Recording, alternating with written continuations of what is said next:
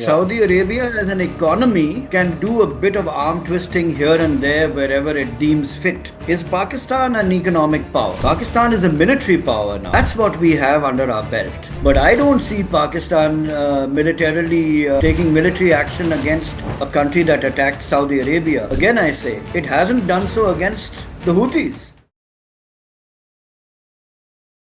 Hello and welcome to JP Global. I am Ayaz Khan. Today we are going to discuss Middle East, but most importantly, the recently pact that is signed by three major powers, Pakistan, Saudi Arabia and Turkey. How this pact is going to change the security structure of Middle East. To discuss this, I am joined by Rifat Alam Saab. Rifat Alam Saab is a very experienced journalist with 42 years of journalistic experience in various English language papers and television. He has been editor of several English language papers and Daily Times, deputy editor Geo Television Network and CEO of Din Media Group. First, we are going to discuss that how this pact that is also known as Makkah Pact, how it is really going to impact the security structure, or it has just nothing to do with the security structure of the Middle East. Rifat Alam Saab, thank you so much for joining us, sir. Thank you for having me. Nothing has changed in Middle East except for this pact. How do you see this pact is going to impact not only the security structure in Middle East, but also individually we will discuss as well separate countries as well. First, tell me, how do you see it? In what context, Ayaz? A lot of discussion is going on that after this pact, the security structure of Middle East is changed. Do you see so? Yes, it has changed, but it's not the pact that has changed it. It is the war with Iran, the US war with Iran on behalf of Israel, that has triggered this change, that has been a catalyst for this change. But it has several aspects. And if we want, if it is our desire to look at it that way, that, because of, the pact, we have a different scenario for the Arab countries. It's not like that at all. It's the war that caused this shift, this need, this desire of all the Arab countries, most of them led by Saudi Arabia, and led not as an organization, but Saudi Arabia took the lead in trying to forge ties that were more substantial in terms of its defense, let's say. If you recall, Saudi Arabia also signed a pact with Pakistan separately. I am not talking about the Turkey-Saudi Arabia-Pakistan pact. Before this we had that. You see, unfortunately, I don't think this is just worth, I think, the paper that it's written on. Do you think that Pakistan is going to jump into a war with its troops if Saudi Arabia is attacked? And then there are conditions on that as well. What if another nation, Saudi Arabia and the UAE were at daggers drawn for a while? So, given that pact, would anyone actually think that Pakistan would side with Saudi Arabia against the UAE? So what I'm trying to do is I'm trying to illustrate to you and our audience. It seems to me, I might be absolutely wrong, or I don't think so, that these pacts are cosmetic at best. Barring certain unforeseen situations or conditions that might arise. Unforeseen. I can't think of any that might come up, barring these that already have. So, to say that it's that there's some new thing. Look at the war look at the discomfort, let's say, the attacks that Yemen has perpetrated on Saudi Arabia. We, I won't say we all know why, but it brings a whole different dynamic into this discussion. And But this pact is being seen as the Muslim NATO, and it clearly says that attack on one country will be regarded as attack on all three countries. If you look at the broader picture, it is being seen even as the greater pact. Even I have seen some Indian analysts who are known as the credible analysts. They are also considering it that does have some weight. I'm going back to what I said earlier. You're talking about a Muslim pact, Muslim right? NATO, yeah. Okay. I don't think Yemen is a Hindu country. It's an Islamic country taken over by pirates, the Houthis.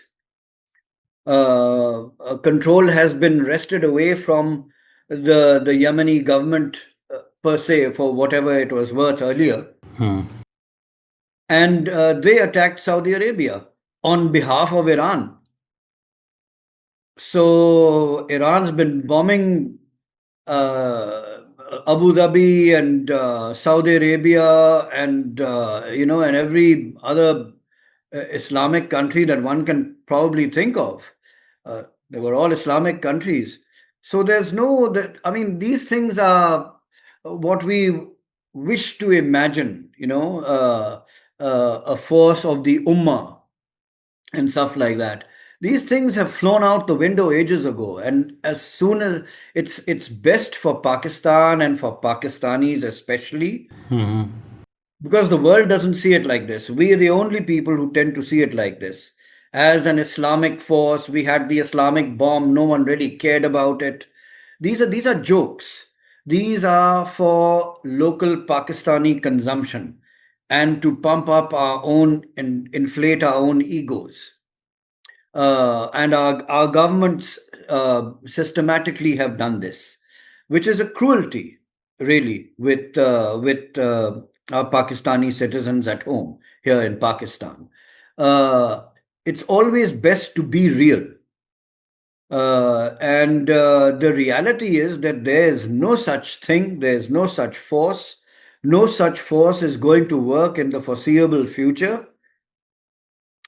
And I mean, it's pointless to look at it like that. Yes, that if there is a pact that could probably mean sanctions or something softer than an armed response or armed assistance. Even then, I mean, that is possible. That is somewhat plausible. But I don't still see Pakistan getting involved in anything like that. Look, Yemen attacked Saudi Arabia. We already have a pact in place, so to speak, a pact, so to speak. What has Pakistan done about it? But Rifat sir, don't you think that since Pakistan and Saudi Arabia had already this type of pact and there was skirmishes between Pakistan and Afghanistan, so since this pact is totally on defensive pact and it will can be invoked whenever a country feels that it is being attacked and it cannot take care of things. You mentioned Saudi Arabia and Houthis, so I think Saudi Arabia is quite capable of taking care of that. I think what I perceive and what I see. What I perceive and what I see is that this is for the broader picture. And if you look at the wordings of the foreign minister of Turkey, he says that even Egypt is going to join this pact in the future. And you mentioned UAE. Maybe it becomes enticing for UAE as well in the future, because if this expands, and Kuwait, recently we had revived the pact with Kuwait, although that was not of this nature. But don't you think that there is an option for other countries to join this kind of pact? Why we see things narrowly? Can't we broaden our vision even in the strategic context, not in Islamic context? Have you heard of the expression, too many cooks spoil the broth? So that's what, if that is how we see it, and if we want to glorify the pact by adding on more members, and look at that as a measure of our success or the success of the pact, then I think that that wish, that idea is divorced from reality. Um, what have these pacts brought us so far? You're talking about Saudi Arabia, okay? Yeah. Saudi Arabia as an economy can do a bit of arm twisting here and there wherever it deems fit. Is Pakistan an economic power? Pakistan is a military power now. Indeed. That's what we have under our belt. How often do you think that option is going to be is a probable or a possible or a necessary option, or a wise option vis-a-vis Pakistan, given the fact that it is economically not as, let's put it that way, not uh, uh, as strong as, say, Saudi Arabia? You see, we're caught between a rock and a hard place. These are all very nice things to feed our people at home. But what do they really mean? What is the meat on the bones? What do these pacts translate to? In actionable, how actionable are these? Vis-a-vis, I won't say Saudi Arabia, it might be actionable for Saudi Arabia. But is it actionable for Pakistan? And then how actionable, economically or militarily? And then the third is, to what degree? Has Pakistan done anything about the Houthis for attacking Saudi Arabia, whom we have a pact with? I would like to say this, that look, as I mentioned before, if Saudi Arabia can take good care of them, if Saudi Arabia hasn't asked for help. The other thing I would like to say, that you mentioned that Pakistan is not as economically strong as Saudi Arabia, but even the world is seeing it differently. They say that Saudi Arabia is economically strong. On the other hand, Turkey is militarily strong in equipments, modern equipments he is making, and on the other hand, we have a very strong army. So if they come together, they make a very strong signature. Don't you see that? To what end? To what end for Pakistan? To what end? Do you think, as I asked you earlier, and maybe someone has a better answer than I do, but I don't see Pakistan militarily taking military action against a country that attacked Saudi Arabia. Again, I say, it hasn't done so against the Houthis. Despite that pact, the only country in this pact that would probably need this kind of alliance, this kind of agreement, is Pakistan. The way I see it, it only works out for Pakistan. Pakistan is the main beneficiary of this pact. It has strong friends now. Saudi Arabia, vis-a-vis, I mean, they were friends before, but the agreement has brought them, has tied them together. It has Turkey on its side. It has Saudi Arabia on its side now, okay, given this agreement. So, and who does Pakistan have a problem with? Pakistan has a problem with India. Pakistan has a problem with Afghanistan, with the terrorism that they are proponents of. Okay, so Pakistan is the only country among them that has anything substantial, anything substantial to gain from them. What do they gain from having Pakistan as a signatory to the agreement? Economically, zero in substantial terms compared to Saudi Arabia and Turkey. What can Pakistan put into the basket economically? Not much. I won't say zero, but not much. But here's my thesis, if you like.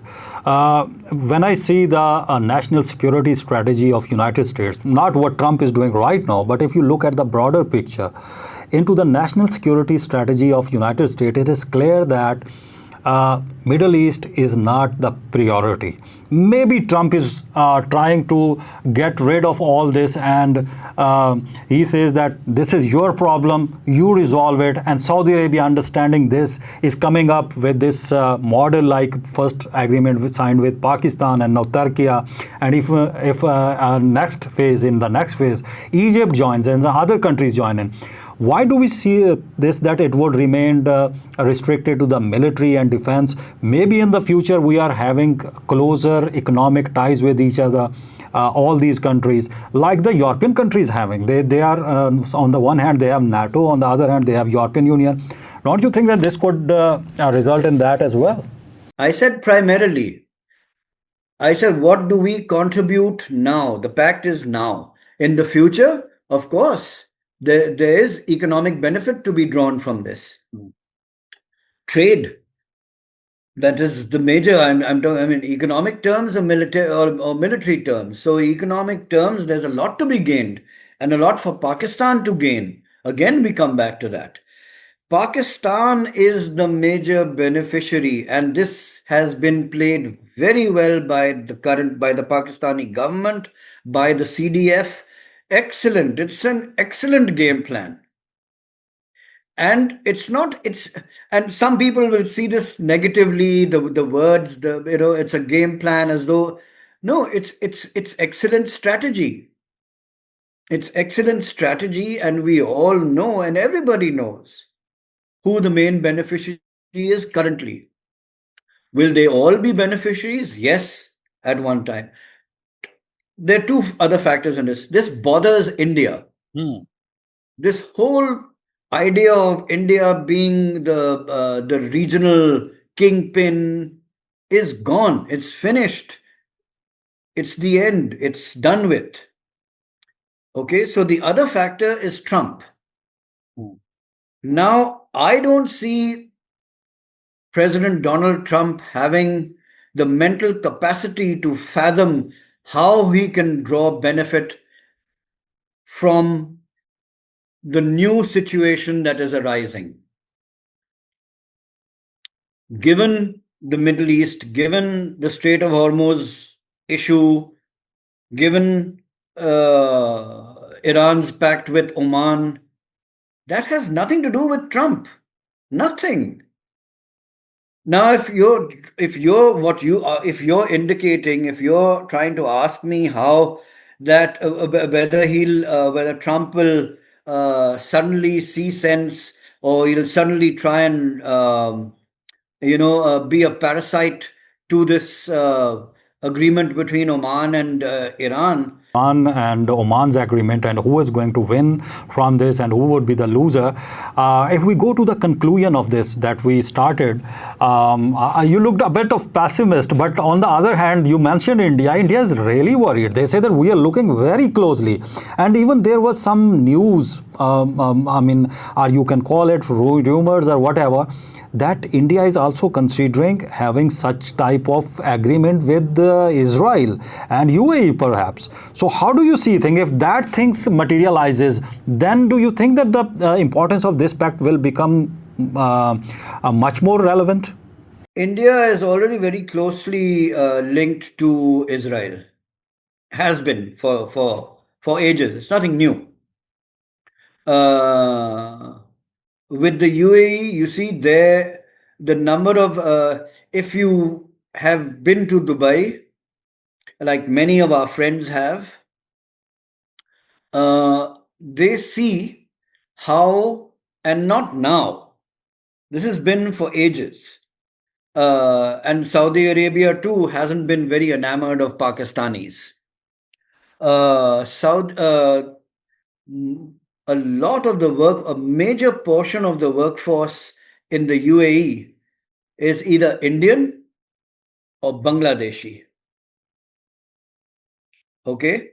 Even if we, by sort of wishful thought, if we think, oh, but they are our Muslim brothers, etc. And this whole idea is absolutely erroneous. However, they choose to treat Indians and Bangladeshis better than they treat us. They view them in more, let's say, favorably than they do view us. Why is that? So if we think that by some miracle the Arabs, any Arab state, is going to have a better impression of us as Pakistanis, and if that translates into uh, uh, the labor economy, because that's all we can contribute. I don't think that that's going to have very much of a difference than it already makes right now. Um the problem is Israel. Will Israel, God forbid, if there is a conflict again between India and Pakistan, will Israel intervene more than it has already with with the latest skirmish that took place? Uh, I doubt it. But the only thorn in this is Israel. India is out of the running. India is worried. India has lost ground, has lost diplomatic ground, has So this conceded that. so this is It's another bitten blow. off more than it. Sorry? So this is another diplomatic blow to India. Oh, yes. Oh, yes. India might have a pact with the UAE and with Israel. Does that end Pakistan's um ties with the UAE? No, it doesn't. If good ties with the UAE mean that the UAE should continue to suffer swathes of Pakistanis going there and begging and being involved in crime, whether petty or whatever, if tolerating that means better ties, I'm sorry, that doesn't happen diplomatically. No one and no country tolerates such stuff. But I don't see any major shifts at all. That's what you see. Currently, it isn't like that. So India is trying to flounder around in the world and try and pick friends. Because being the regional bully, it's lost that now, and it's lost face with Nepal. It's lost face with Bhutan. And they look at it sort of, facetiously now, both these countries, and say, when India sort of wants to flex its muscles, and so Bhutan and Nepal, sort of look at it and say, really? You think so? And what happened with Pakistan? So that's kind of India has been watered down a good bit. And you have forgotten Bangladesh. The recent episode you would have seen. Yes, yes, yes. You see, but Bangladesh again has economic strength. So even though it can be bullied by India by sheer force, that factor sort of plays as somewhat of a small, very small percentage of a possible deterrent. That's about it. But you see, India has always tried to bully its neighbors. Um, and I mean, it could probably start again, but with Nepal, or Bhutan, or Bangladesh, or whatever. But not so any longer Pakistan. It's a different ball game. There's been a paradigm shift now.